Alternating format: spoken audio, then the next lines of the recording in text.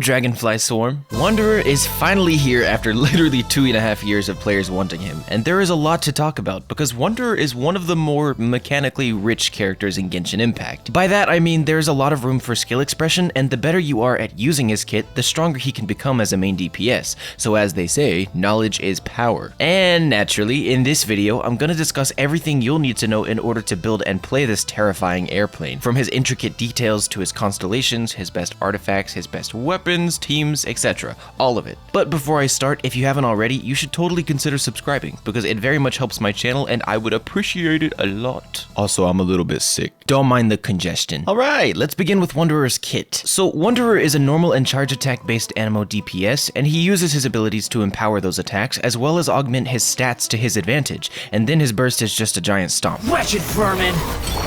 Literally. So starting with his normal attack talent, this is the ability that you'll want to maximize first and foremost, because it actually scales quite well per level, and Wanderer is a character that needs high investment in order to come online. The attacks themselves are a very fast 3-hit combo where Wanderer will shoot out anemo slashes in front of him. These slashes do technically have AoE and also have a pretty long range, so it's easy for Wanderer to position himself favorably in combat. The charged attack is a large AoE cylinder looking thing that actually has very good scaling, and plus for some of Wanderer's best gear, you'll be required to use these charged attacks so that you can increase his attack speed. Therefore, weaving them into your combos is never a bad idea, especially in AoE combat. And speaking of combos, your go-to combo for Wanderer will almost always be either 2 normal attacks into a charged attack, or just spamming 3 full normal attacks. and you'll be performing these combos inside of Wanderer's elemental skill. This is the ability you'll want to level up basically simultaneously with your attack talent, but I wouldn't level it up past 8 because it won't scale that much better per level, especially not as opposed to his attack talent. When you cast Wanderer's skill, he'll lift up into the air with an instance of AoE anemo damage around him, and suddenly your stamina bar is now blue. This is because when you cast his skill, Wanderer replaces the normal stamina bar with his own, and his skill will last for as long as you have blue stamina. Moving around and attacking doesn't make the stamina deplete any faster, but dashing, sprinting, or jumping does. And it is very, very important that you use the stamina wisely, because misusing it will cost Wanderer a considerable amount of his damage. And while he's floating, his normal and charge attacks will gain a very large damage bonus, plus their AoE will be wider, so you'll basically always want Wanderer to be floating if he's gonna be on the field. There are a few things you need to keep in mind when using this skill though. Firstly, while floating, Wanderer is extremely susceptible to being knocked around, and that blue stamina bar is not gonna slow down just because you're getting ping-ponged by hot milfs and dilfs. You will be wasting precious skill time by being knocked around, and therefore, Wanderer typically wants to pair with a shielder. But another interesting thing to note, however, is that with his first ascension passive, Wanderer will augment his stats during this floating time based on up to 2 elements that he touches when the skill first casts. So for example, if you cast his skill next to an enemy affected by pyro and the updraft touches the pyro, Wanderer will gain 30% attack for the skill's entire duration. With electro, his attacks will generate energy, with cryo he'll gain 20% crit rate, and with hydro, his blue stamina bar will begin with an extra 20 points. This is gonna allow for a lot of interesting team building flexibility, and it will also allow you to push Wanderer's limits with good positioning and skill expression. And speaking of which, there's one last thing to talk about regarding Wanderer's elemental skill, and it's actually his 4th ascension passive. With his A4, Wanderer will basically now have a chance of gaining the descent effect when he attacks enemies inside of his elemental skill. This effect will allow him to dash without consuming blue stamina, and upon dashing will launch 4 anemo missiles at nearby enemies. Performing this dash will consume the descent effect, and you'll have to attack again to regain it, but this passive is a lot more important than it might seem. Having this free dash is vital to his kit, because without it, dashing will cost a chunk of his blue stamina, which will cost him a lot of time from his skill, meaning considerably less damage overall. But at the same time, if you weren't dashing, you wouldn't be able to reposition yourself or dodge enemy attacks, which is something Wanderer has to be able to do in combat. So despite the fact that the passive's damage isn't crazy at C0, the utility it provides is absolutely vital. So learning the correct visual and audio cues to see every time you get the descent effect is very important to making the most of Wanderer's kit. And the best time to use this free dash is just after your 2nd or 3rd normal attack in any given combo.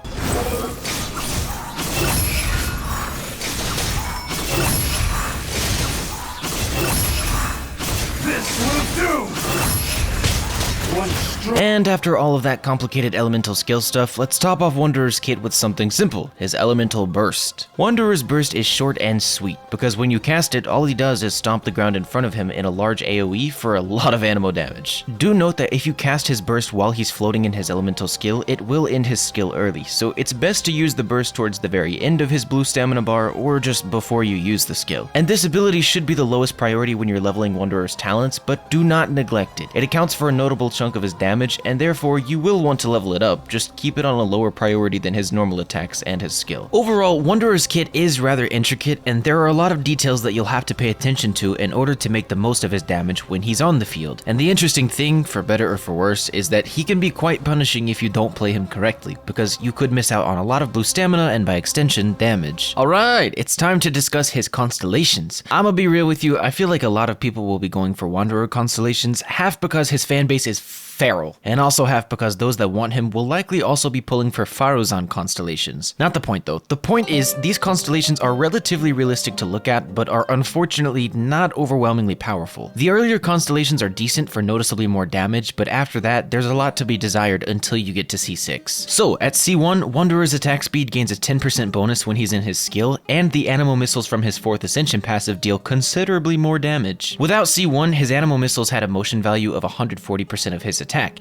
but with C1, they have a total of 240% motion value per dash, which in theory is a lot of damage. I wouldn't say it's enough to just start ignoring his attack combos in favor of dashing around like a madman, but it will allow you to enjoy noticeably more damage for the times that you do dash with his descent effect. At C2, Wanderer's burst basically becomes a nuke. The simplest way to explain it is that while you're in your skill, your burst will gain a damage increase based on how empty your blue stamina bar is. The more empty it is, the more damage your burst will deal, up to 200% more in fact. It's a really nice damage spike and it'll help solidify his burst's importance, but that's about all it does. C3 is a burst damage increase, which is more damage, and that is all. And at C4, whenever Wanderer augments his stats with his 1st Ascension passive, he'll also randomly gain another stat augment, one that he didn't just get. So for example, if he comes into contact with Cryo and Pyro, he's gaining the 30% attack and the 20% crit rate. But also, C4 will grant him a 3rd augment, which will either be Hydro or Electro, because those are the two that he didn't augment. It's not a great constellation to be honest, because having one extra augment isn't going to be a very crazy boost to his power, especially not considering it's totally random which augment you'll get, so it might not even be one that you want in that moment. But anyways, at C5, Wanderer gains 3 levels to his skill, which is his skill doesn't scale that well per level because it already starts off with such high modifiers, so it's just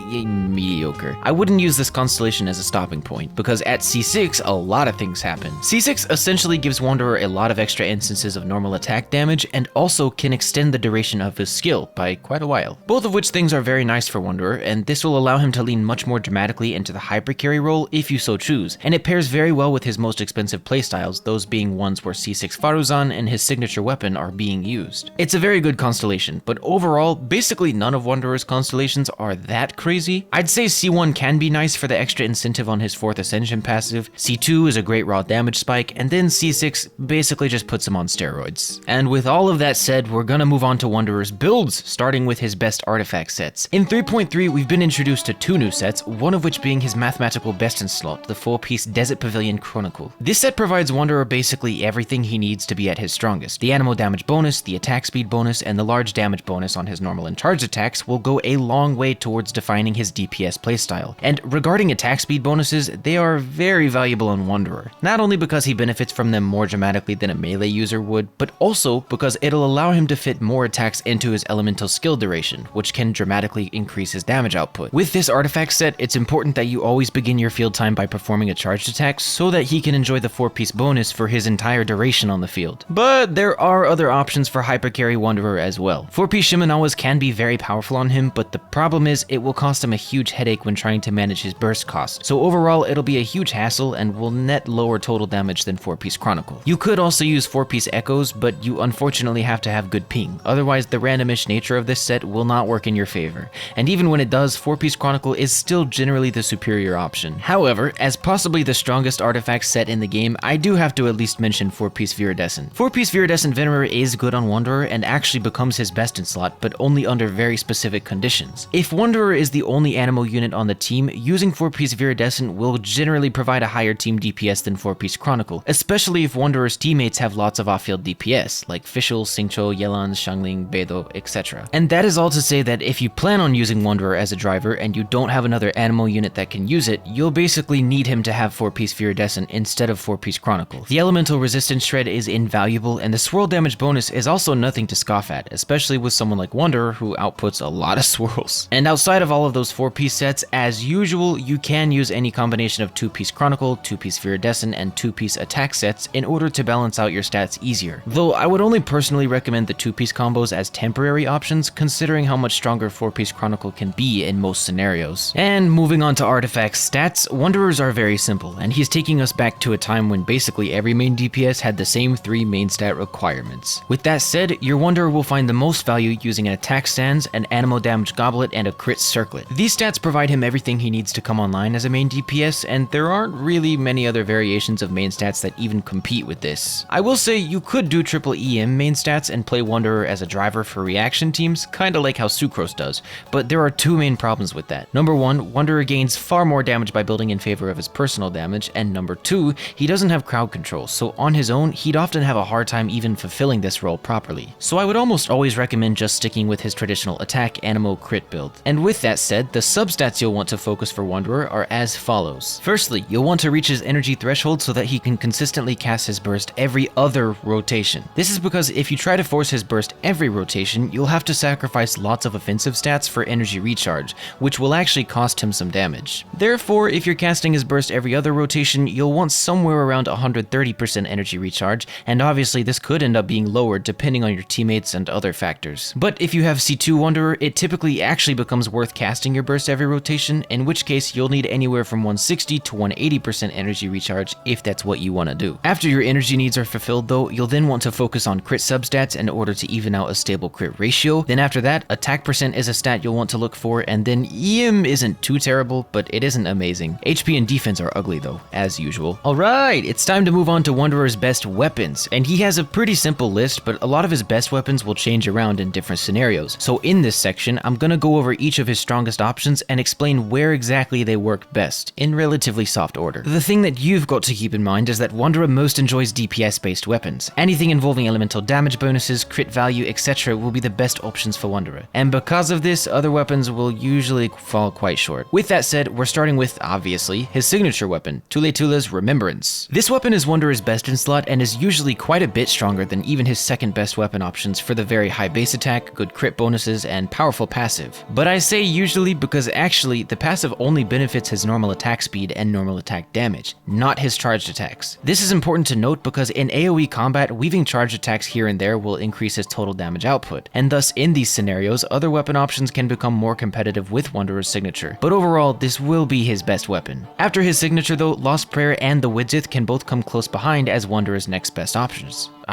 They both provide a lot of crit value as well as a means of massively enhancing Wanderer's elemental damage, but do note that the Widzith can also completely backfire on him if he gets the EM passive instead. So on average, Widzith won't typically be as strong as other options, but it very much can be. Another pair of catalysts that work quite well are Memory of Dust and Skyward Atlas, but they only perform competitively if your team isn't using Bennett. Both of these weapons provide a huge attack boost for Wanderer, so without Bennett, they become some of his best weapon options, even above Widzith and Lost Prayer. But if Bennett is on the team, they're not weak, but they're not better than my aforementioned recommendations. And you can use weapons like Solar Pearl and Kagura's Verity, but they both have synergy issues with Wanderer that leave them relatively mediocre. He won't enjoy Kagura's passive at all basically, meaning it's just a stat stick for Wanderer, and with Solar Pearl, Wanderer can't capitalize on the alternating damage bonuses nearly as effectively as other users can, making it again kind of mid. Without those options though, you're unfortunately a little bit limited. If you have it, Dodoko Tails can be a really good weapon on Wanderer, and it's actually his best free-to-play weapon by a long shot. But you can also enjoy Blackcliff Agate and even Eye of Perception in some scenarios, so you're not totally out of options. But any other catalysts will rarely ever outperform the ones I've mentioned, and so as usual, I won't bring them up, to save some time. And the final thing we have to discuss in this Wanderer guide is his team building. What teams work best for Scaramouche? Well, luckily his kit makes him pretty flexible with his teammates in theory, so there are a lot of options to look for, be it sub DPS units, buffer, or support units, but in order to really capitalize on his potential, there are some specific things that you need to put together in his teams. First and foremost, let's address the obvious thing, Faruzan. Faruzan is a new anemo buffer support that just released alongside Wanderer, and to put it bluntly, she is by far Wanderer's best support, and will massively increase his damage if she's at C6. Faruzan's C6 eases a lot of the issues that hold her back as a teammate, and when I say she has a lot of issues, I mean she has a lot. With that said, if your Faruzan is not at C6, and especially if she has low constellations, I unfortunately don't recommend even using her. She has a lot of issues, from her absolutely horrendous energy management to her lackluster crowd controlling, her greedy field time, and her not so crazy buffing potential before she hits C6, all of which things make her replaceable with other teammates. I'll make a detailed video about it because I know there will be questions, but to keep this guide simple, if your Faruzan is C6, she is absolutely Wanderer's premier support. But if she's not C6, she's quite replaceable and very impractical to work with. Another important thing to consider about Wanderer's teams though is that you should almost always try to at least slot in a shielder, because Wanderer is very susceptible to interruption during his skill, and it will cost him a lot of damage if he's being knocked around. So units like Layla, Toma, Zhongli, and in some cases Diona are very nice for Wanderer across all of his teams. And so with that said, the first team I want to bring up is Wanderer Hyper Carry.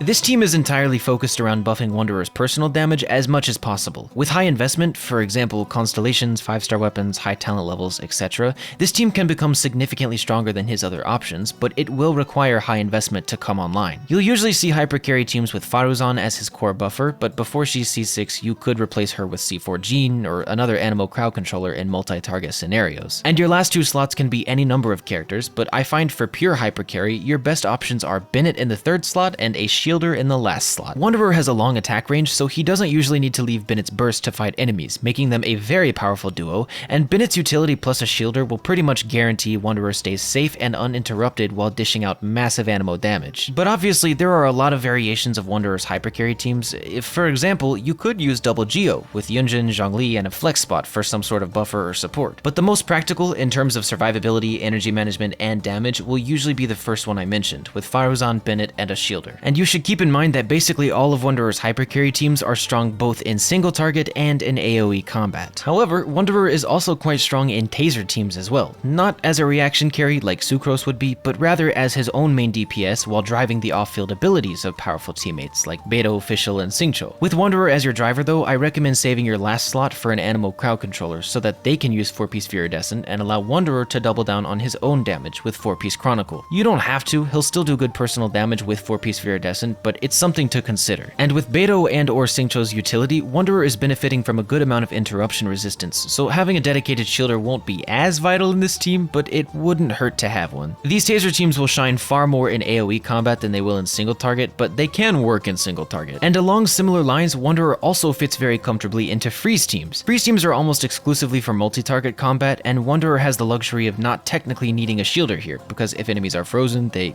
obviously can't attack you. Still though, in these teams, units like Layla are very nice because of her consistent cryo application, as well as her decent sub DPS damage, but you could also opt for more aggressive units like Kaya, Rosaria, Ganyu, etc. for extremely high AoE damage. And if you want to keep Wanderer on 4-piece Chronicle for his personal damage, I recommend using one of your free slots for an anemo unit that can hold 4-piece Viridescent, which will allow your Hydro and Cryo unit to deal more of their own damage as well. Finally, you can slot Wanderer into Dendro-related teams such as Aggravate teams, Bloom teams, Hyper Bloom, etc., but I really don't recommend doing this because most of the time, these teams are already quite stretched for teammates, and Wanderer doesn't provide much else other than damage, which isn't a bad thing in general, but in the context of Dendro teams, you would probably find it much easier to save those slots for support or utility-based units. So overall, the majority of Wanderer's best teams involve him wielding his own personal damage, whether entirely by himself or alongside other powerful sub-DPS units. He's got quite a bit of flexibility for a hypercarry unit, and although he's a glass cannon, he is a pretty powerful and rewarding character if you put in the time, effort, and resources to build his teams together. And with all of that said, I want to dedicate one last section of this video to talking about my initial review on Wanderer, as in how strong is he, do I think he's worth pulling, etc.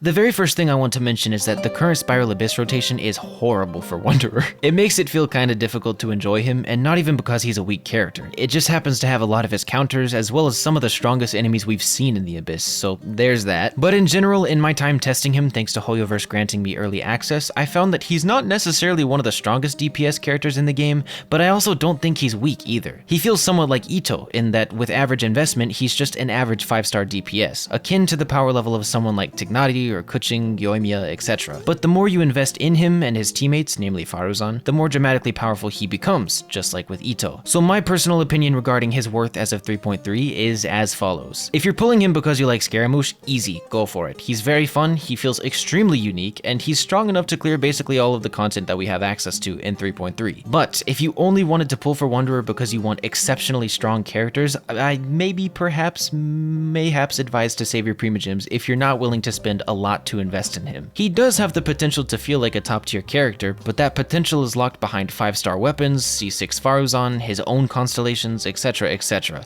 And so if you were expecting someone like Ayaka, who is immediately one of the strongest characters in the game, with or without high investment, that doesn't seem to be the case with Wanderer, for now at least, but he do be fun. But that about does it for my 3.3 Wanderer guide. If this video helped you in any way or you just enjoyed watching, please leave a like and consider subscribing, and I will see you all in the next video.